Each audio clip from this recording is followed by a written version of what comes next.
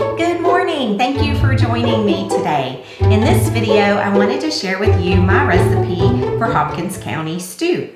Now you may be wondering, what is Hopkins County stew and why is she talking about it?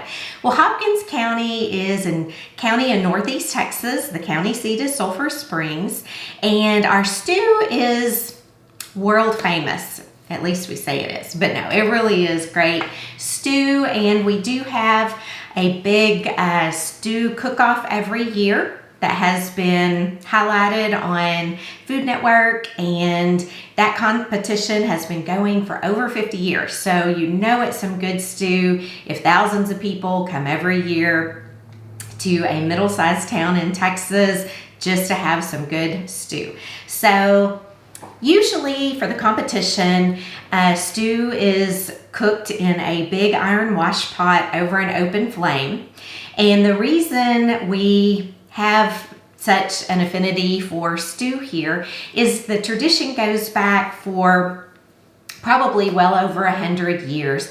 Our local schools, we were a big farming community and we still are, but I remember my Aunt E talking about picking cotton on the family farm, and my aunts all helped her. I'm not really sure if my mom was involved in that. I think she was the youngest, so I think she might have they moved into town by the time she was young. But every year, Annie said that the families in the community would need their students in school to come help harvest the crop. So on the last day of school, the families would gather whatever they had available in the garden or in the larder. They would gather at the school. Someone would bring an iron wash pot. They would set it up, all the families would add the ingredients they had, and they would make a big old pot of stew that they would serve to the students and teachers and other community members. So that's where the stew got started in our community. And to the day, like I mentioned, that's kind of similar to how we serve it. Everybody cooks their stew over an open flame in a big iron wash pot and then serves it to the local community. So if you're doing it at home, you're going to do it in a much smaller version. So I kind of have a little bit of a different recipe that I use at home. What we mostly find in stew is a meat, which back in the day could have been squirrel or chicken or beef or armadillo, who knows. But these days for the competition, it has to be chicken or beef. At home, I like to do chicken. That's what my family always cooked. And then the other ingredients that typically go in a Hopkins County stew are potatoes, onions, tomatoes, and corn. Now you may have realized no carrots were listed, and that is kind of historically the way it is cooked. There's nothing else, no beans, no anything else. It is just those main ingredients, but you can do whatever you want to at home. Now where the various cooks change it up is through what seasonings they use and what process they use. So I'm going to tell you what typically is used as seasoning in a stew, and then some of the other options you can use. So typically you are going to find paprika, and you are also going to find chili powder. And in my family, we like to use Mexican chili powder.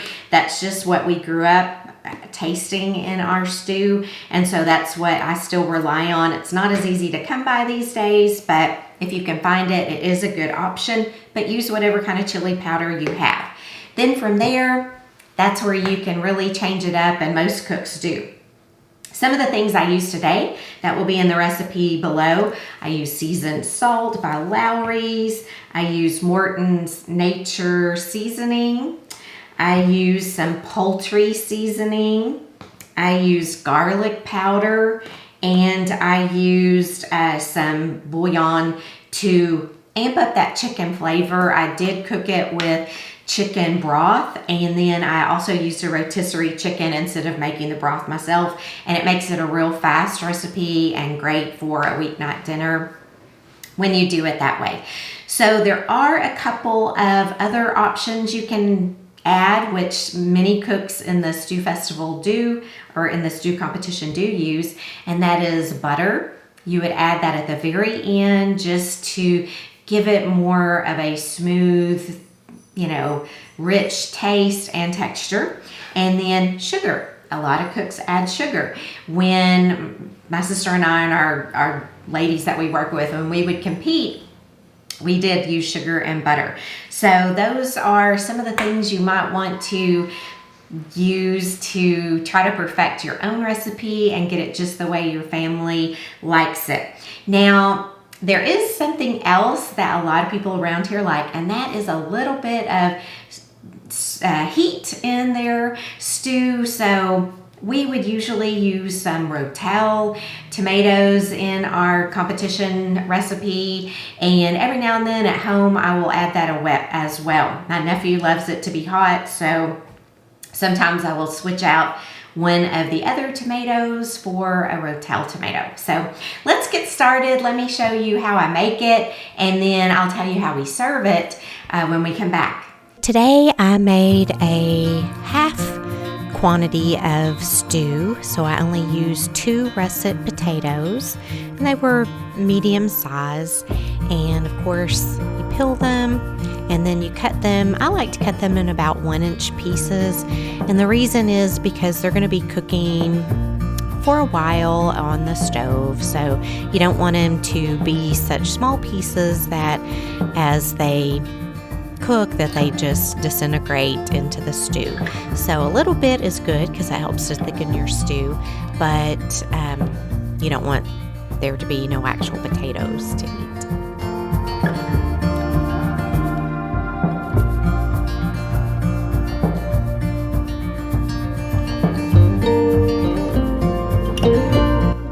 And I cooked my stew in a 6-quart just regular old pot with a lid, and so I'm putting all the potatoes in there, and then I'm chopping the onion that will also go in there. And normally I use a yellow onion or maybe a white onion, but all I had was a red onion, so I used that in this pot of stew. I only used half since I was making a half recipe, and I diced it into small but not tiny pieces. It's not really chopped, it's just more of a medium-sized dice.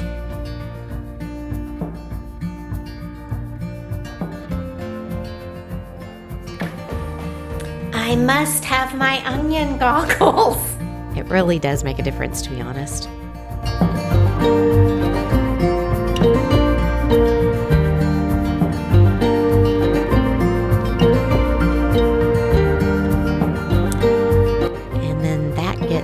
In with the potatoes.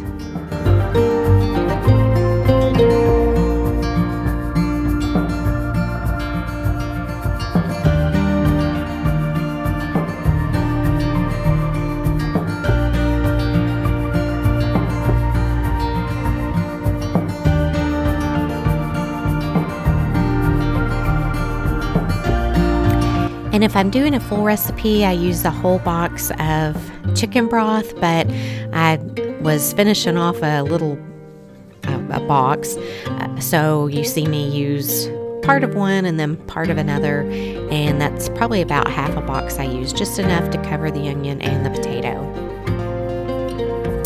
And then put a lid on it and put it on kind of medium to high heat because you want it to start boiling to tenderize the potato and to start, flavoring, getting the onion to flavor the broth.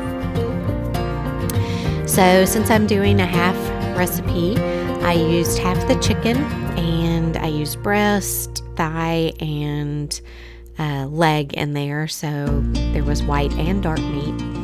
And of course you want to take the skin off, and you want to chop it or shred it into about 1-inch pieces, again, so that it doesn't disintegrate while it's being boiled or heated.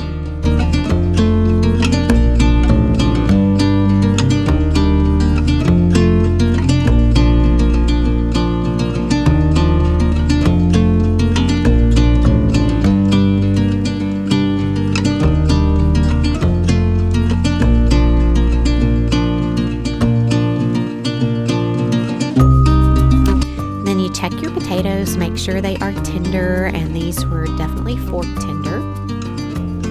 So I went ahead and added my chicken.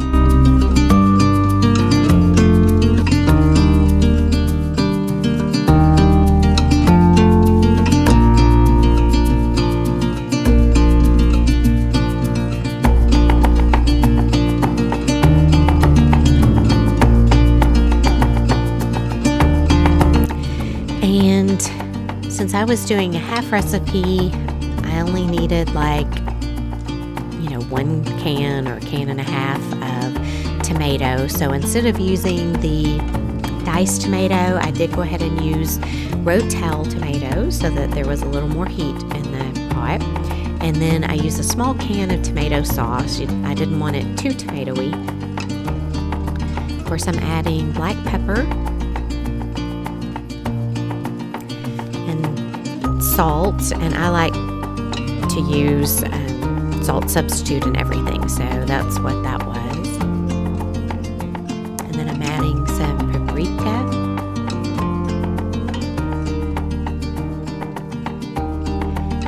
and then chili powder is also pretty customary in Hopkins County stew, and I like to use Maxine.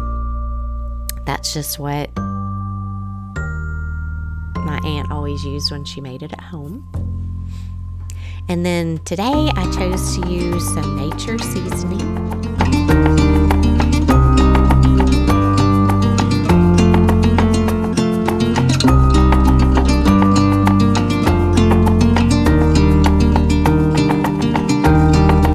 And I also put in some garlic powder and a dash of poultry seasoning.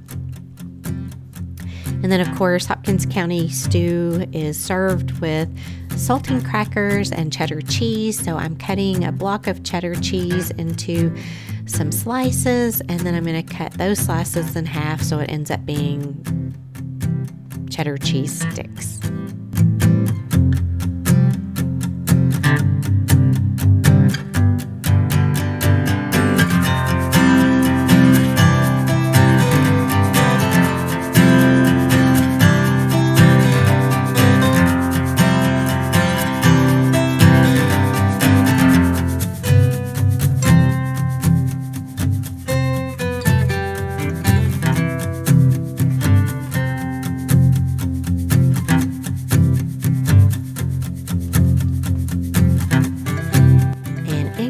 The corn. Now the recipe calls for a can of cream style corn, and then a can of whole kernel corn. Since I was just doing a half recipe, I just used the whole kernel corn, but the cream style corn adds a lot to it as well, so I would have used it if I was making a full pot. And then this is what dinner looked like that night. So as you see, it is a very easy recipe, and it can be a very healthy recipe. It's something that's great if you're going to a potluck or you want to give something to a sick person possibly. It's just a good, healthy recipe that sticks to your ribs, warms you up on a cold winter or fall night, and it also cools you down in the summer. It's just a great year-round recipe. But I did want to mention how we like to serve it here locally. It is usually a big bowl of Hopkins County stew is served with saltine crackers as well as cheddar cheese. And you can just serve sticks of cheddar cheese or slices of cheddar cheese. I like to take a block of cheddar and cut it into half-inch slices and then cut those in half so you have just kind of like a cheese stick. So that is the way we like to eat, cook, and serve our Hopkins County stew. And by the way, back in the day, it actually was canned. So it was such a draw that people had to have it canned. But that is it for me today. Thank you so much for joining me. I would appreciate it if you would go ahead and subscribe. That way you won't miss a single video, which normally I do post them on Sunday mornings.